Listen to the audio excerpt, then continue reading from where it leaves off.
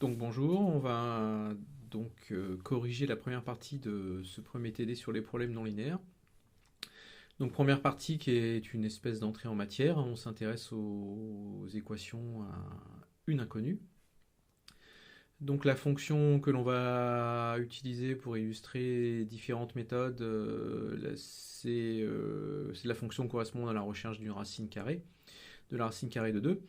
Donc on va s'intéresser en premier à la méthode de dichotomie, que l'on va comparer avec la méthode dite de point fixe, qui utilise une fonction auxiliaire, la méthode de Newton, et puis la méthode de la séquente, dont on verra qu'elle a un certain lien de parenté avec la méthode de Newton. Et puis on comparera toutes ces méthodes en termes de vitesse de convergence. Voilà, en utilisant effectivement le rapport que l'on voit ici, et qui doit avoir une certaine limite.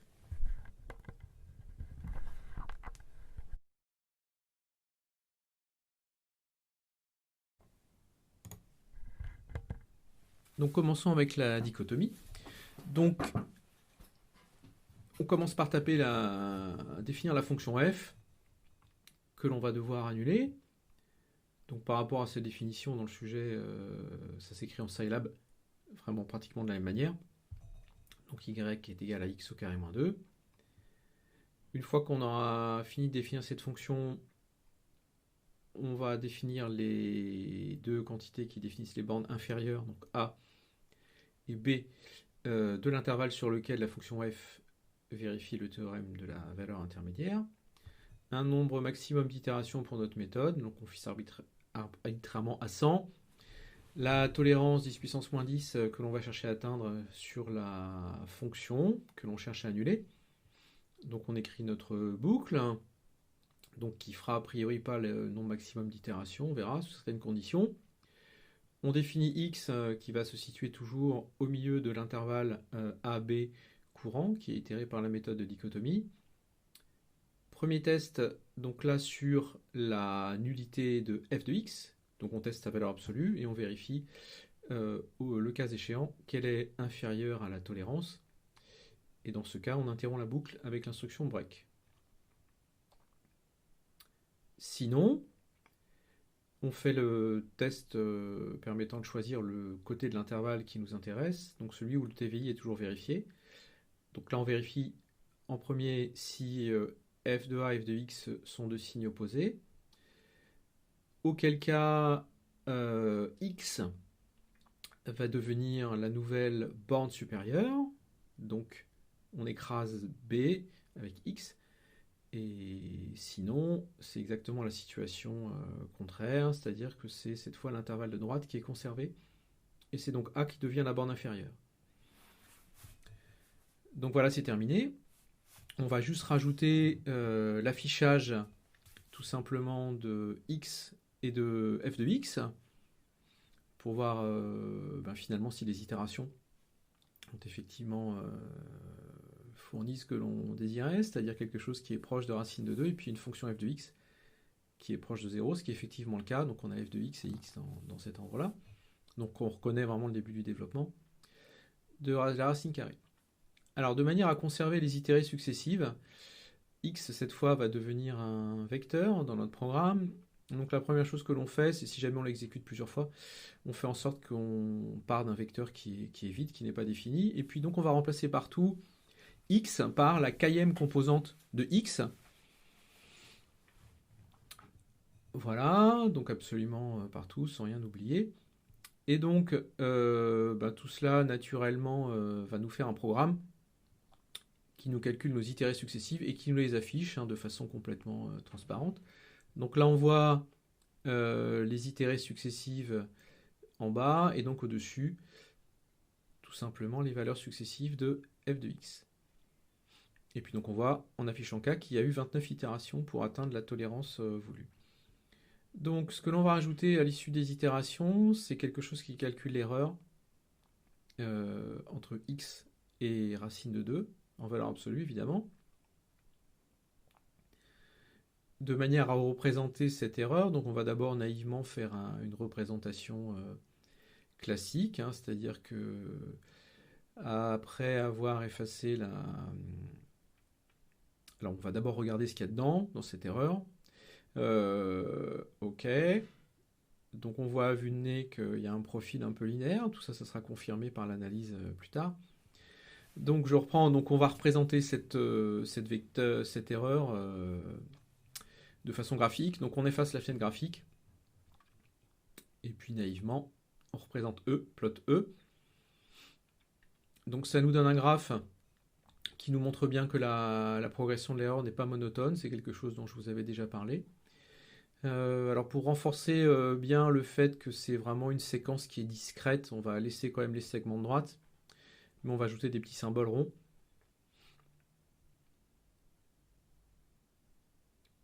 Et ça nous donne un graphe, voilà, qui ressemble à ça.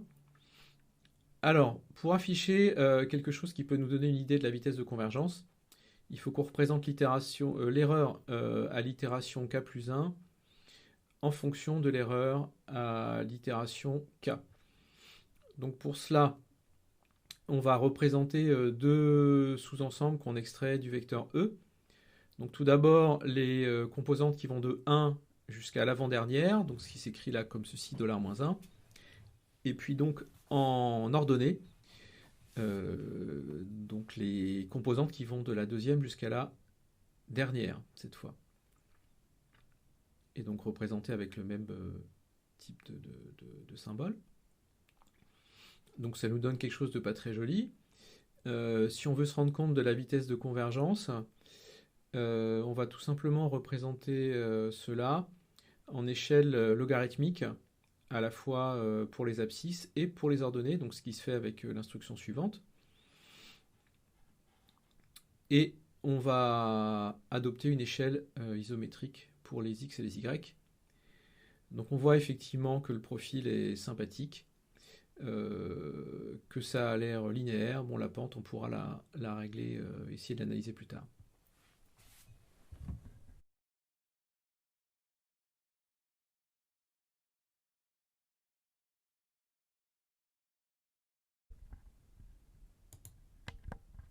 Donc on va garder la même structure que le programme qu'on a écrit pour la dichotomie. On va donc créer à partir de ce script un autre script qu'on va appeler .fixe.sce, et on va aller modifier uniquement ce qui est nécessaire dedans. Donc en premier, on va rajouter la fonction auxiliaire dont on va rechercher le point fixe. Donc la fonction g, qui a x associe y est égal à x plus 2 sur x plus 1.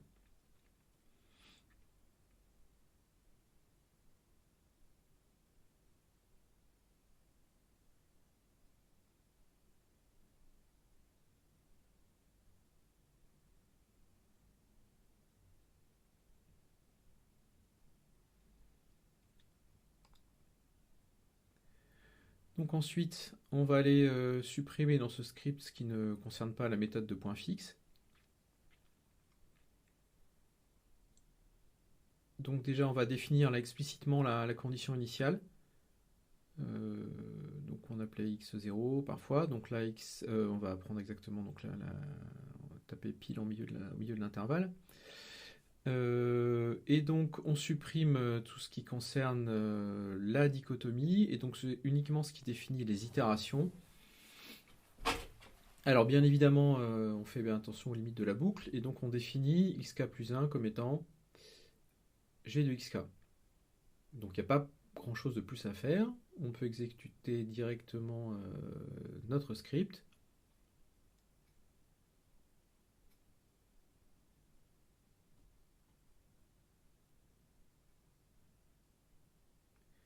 Et voilà, donc on a une jolie courbe qu'on analysera plus tard.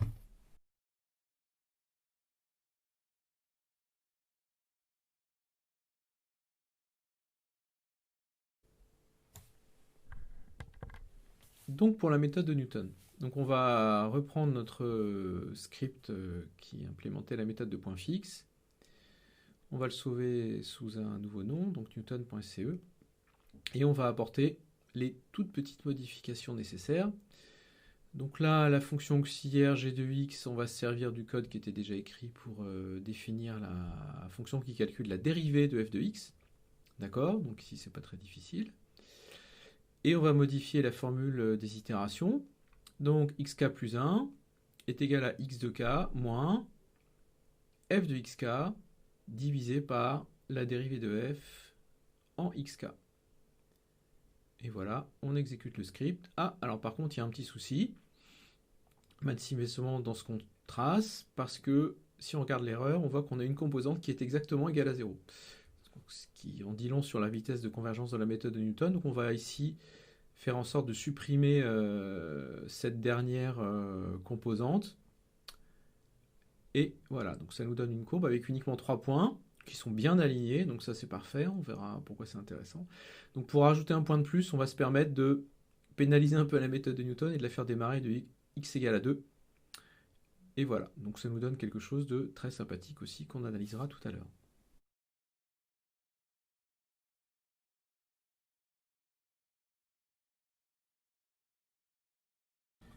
Intéressons-nous maintenant à la méthode de la séquente. Donc on va travailler à partir du script que l'on avait écrit pour la méthode de Newton. Il ne va pas y avoir grand chose à modifier, mais donc on va voir que le résultat qu'on va obtenir va être assez intéressant. Donc on sauve le fichier sous un nouveau nom, séquente.sce. On va supprimer dans le script ce qui ne nous sert à rien, donc ici le calcul de la dérivée. On va dans un premier temps initialiser x, le vecteur x avec les valeurs a et b, puisqu'on va voir que la méthode de la séquente a besoin de deux valeurs initiales successives. Donc a et b sont vraiment les deux candidats. Donc ici on va insérer le calcul de ce qui va venir se substituer à la dérivée au dénominateur dans la formule d'itération de la méthode de Newton. Donc à savoir le taux de variation de f entre xk et xk-1. Donc quantité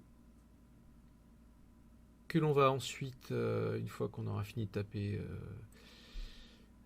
le code correspondant, que l'on va venir substituer au dénominateur sur la ligne suivante à la place de l'appel à la fonction qui calculait la dérivée de la fonction f. On exécute notre script. Alors on voit qu'il y a un petit souci, tout simplement parce que on n'a pas correctement défini les bornes de la boucle au démarrage. Donc il fallait effectivement commencer à k égale à 2. Alors voilà, donc ce que nous donne la méthode de la séquente.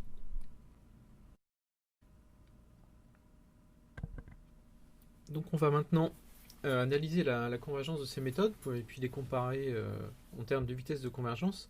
Alors on avait déjà vu sur la représentation de l'erreur en échelle logarithmique, donc de l'erreur à l'itération k plus 1 en fonction de l'erreur à l'itération k, que l'on avait une relation linéaire avec des pentes qui étaient différentes. Donc nous, ce qui va nous intéresser ici, c'est d'essayer de déterminer de façon un peu plus précise la valeur de cette pente, donc là qui correspond à la valeur de l'entier p qui est au dénominateur, qui nous donnera l'ordre de convergence. Donc on va comparer ça pour toutes les méthodes que l'on a déjà expérimentées. Donc on va reprendre les différents scripts. Alors on va commencer par celui de la dichotomie. Refaisons les choses dans l'ordre. On va donc l'exécuter sans modifier quoi que ce soit. Et puis on va utiliser donc une fonction de Scilab qui permet de faire la régression linéaire entre donc le log de l'erreur à l'itération k plus 1 et le log de l'erreur à l'itération k. Donc en fait on va reprendre les deux vecteurs qui nous servaient à faire la représentation graphique, qu'on va venir insérer ici donc en argument du log. Alors il ne faudra pas oublier de transposer les vecteurs pour que ce soit des vecteurs lignes. Faites bien attention, sinon ça ne fonctionne pas très bien. Donc là, on voit que la régression linéaire nous donne pour le coefficient directeur 1. Donc la dichotomie est bien une méthode qui est d'ordre 1. Et puis on voit le coefficient alpha, donc il faut bien penser à reprendre l'exponentielle. Voilà, donc n'oubliez pas que le log dans Scilab, qui se note log, c'est le logarithme népérien. Donc on va regarder la même chose pour le point fixe. Donc on s'attend à ce que ce soit aussi une méthode d'ordre 1. On réexécute notre ligne, donc on a un coefficient directeur qui est pratiquement égal à 1, 0,999, donc c'est vraiment pas mal. Voilà. Bon, le coefficient alpha, c'est peut-être moins important ici. Pour la méthode de Newton,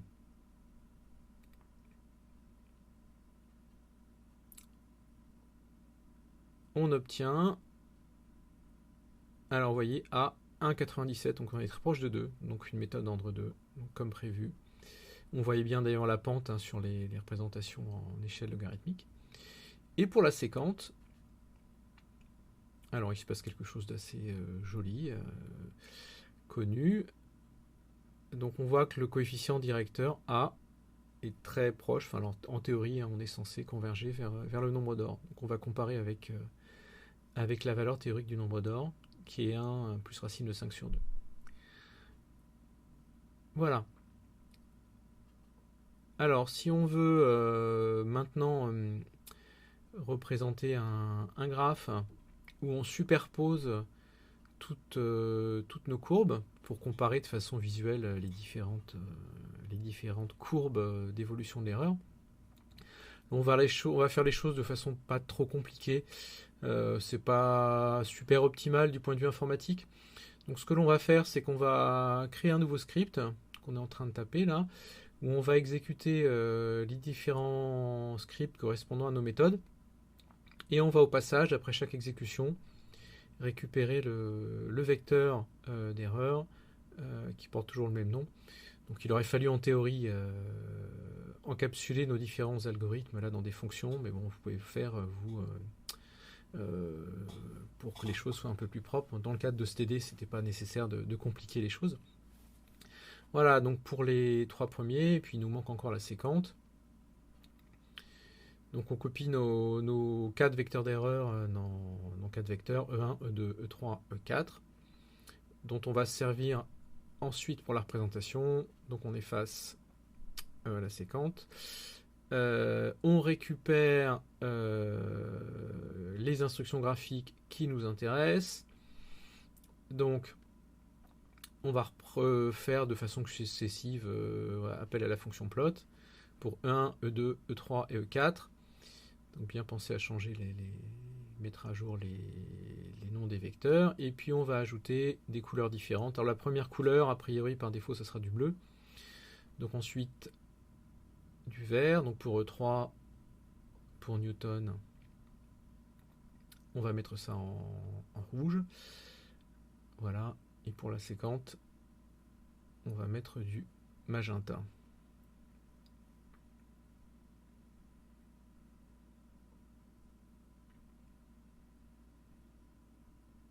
On sauve.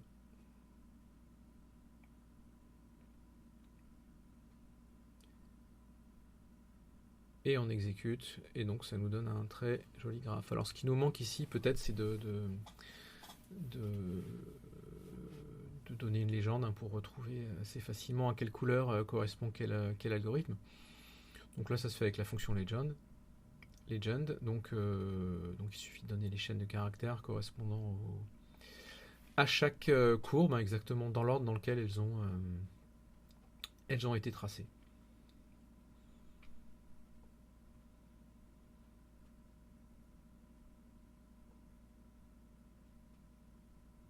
Voilà.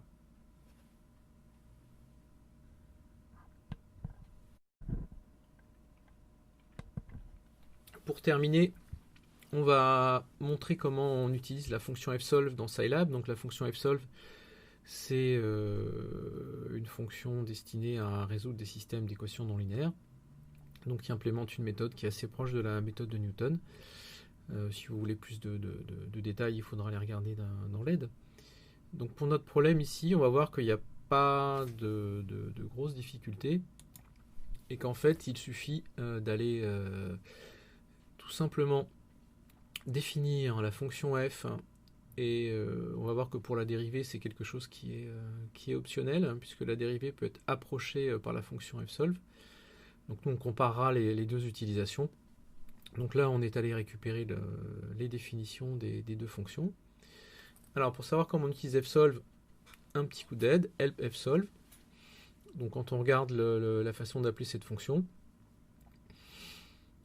alors on a besoin essentiellement de x0, la condition initiale, fct, donc c'est la fonction f chez nous, et puis éventuellement de la jacobienne ou dérivée, et donc qui est optionnelle.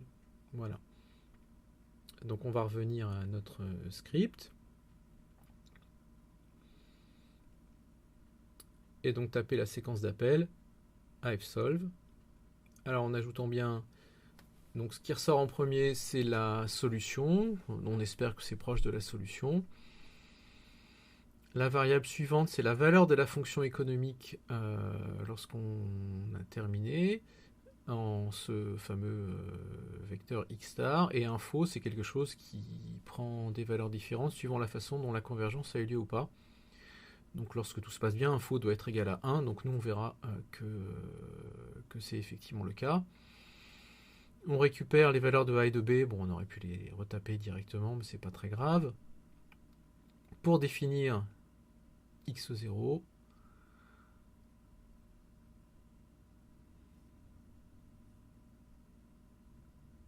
alors vous pourrez vous amuser si vous voulez à prendre des valeurs qui sont très très éloignées de ce qu'on a pu prendre. Vous verrez que qu'en général ça marche assez bien. Bon, il faut dire que c'est aussi lié à la nature de la fonction f, hein, qui est une fonction qui est convexe. Voilà, donc première possibilité d'appeler cette fonction.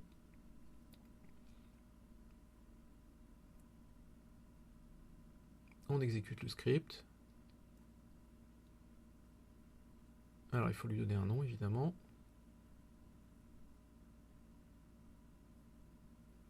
Voilà.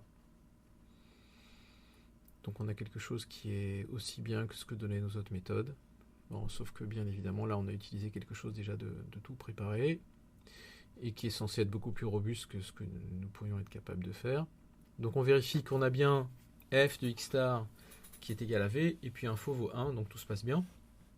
Donc a priori on a convergé. Alors voilà, donc ça c'était juste pour revoir effectivement que la valeur 1 correspondait au fait que bon, l'algorithme allait supposer que la convergence était réalisée. Alors, lorsqu'on a la possibilité de calculer effectivement la dérivée ou jacobienne, hein, dans le cas général, bah, il faut effectivement la fournir.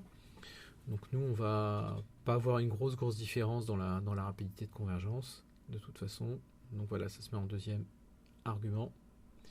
Et on obtient le même résultat, donc ce qui est quelque part assez rassurant. Voilà. Merci.